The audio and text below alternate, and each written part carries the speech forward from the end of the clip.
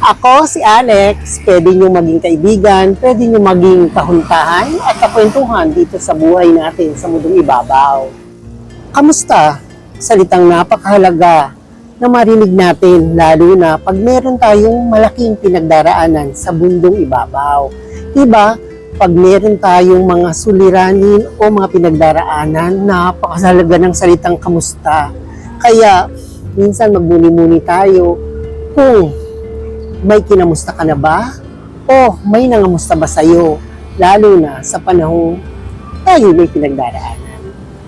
Yan ang isi-share ko ngayon dito sa aking My Journal in Motion sa Love Life ni myself and I, this Alexander YouTube channel.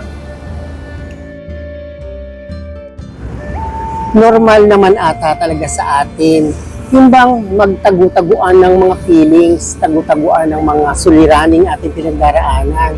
Yung bang naglalakas-lakasan, kinakaya natin, na kahit tayo mag-isa lang. Saludo ako sa mga taong napagwagian ng kanilang mga suliranin nang siya mismo lang ang nakakaalam. Minsan, okay naman talaga yung maglakas-lakasan tayo o yung tawag nating pag-isa lang nating dinaraanan yung mga suliranin. Pero pagkatandaan nyo, kaya nga tayo merong tinatawag na kapwa-tao, di ba? Walang sino man ang nabubuhay para sa sarili lamang. O di ba, kinanta ko na nga at kinakanta natin yan sa ating mga simbahan. Kaya, tandaan nyo, meron tayong tinatawag na mga taong nakalaan para solusyonan natin at samahan tayo sa mga problemang ating pinagdaraanan. Pero minsan, parang kay lupit ng pagkakataon. Kasi parang wala ng sinseridad ang pangangamusta ngayon eh. Parang baliwala na lamang, nangangamusta lang ng parang gano'n na lang.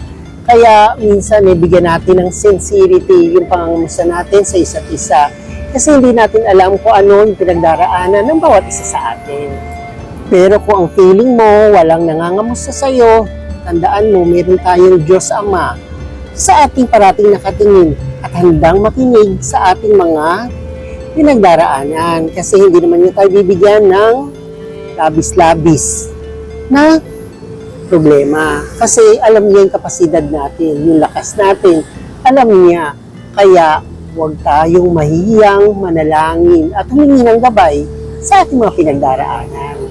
Kaya ikaw, kung ano man ang ating pinagdaraanan, ako nga may pinagdaraanan, ikaw may pinagdaraanan, magkamustahan tayo. Kasi minsan nakakatulong yun eh. Natutulungan natin, ma-share natin yung ating strength. Natutulungan din tayong maging strong na ibang tao.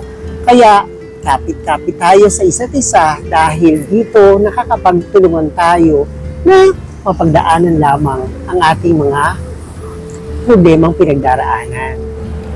At pag nangamusta ka dapat kamustahin mo siya ng may malalim na kahulugan. Kasi, di ba, pag kinamusta mo siya at kakamustahin ka rin niya, at kakamustahan kayo sa mga bagay-bagay na. Kaya sa bawat pagising sa umaga, ito ay pagkakataon, di ba, na daanan natin ang buhay na binigay sa atin.